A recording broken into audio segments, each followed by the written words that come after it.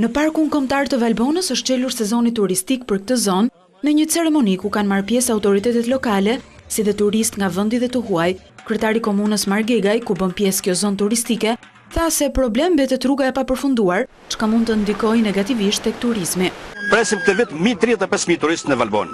Dhe kam një kërkesë, me qenë se sot jemi së bashku për sa i përket rrugës, komunikacionit, e cila është mjaft në kushte të miruara. Ndërsa prefekti i qarkut të Kukësit, Safet Gjici, tha se do të kërkojë në qeveri shtrimin me asfalt të 11 kilometrave rrugë që të çon në Valbon. Do të mbështetim çdo lloj projekti që ka të bëjë me investimin në këtë luginë të mrekullueshëm, që ketë sa më shumë turist, ketë sa më shumë vizitor.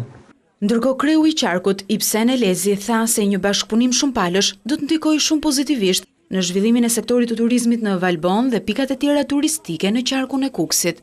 Bashkarisht me biznesin e kësaj zone dhe me banorët e kësaj zone kanë arritë që të ndryshojnë mentalitetin, kanë arritë ta kthejnë në zonën më të njohur turistike malore sot në Shqipëri.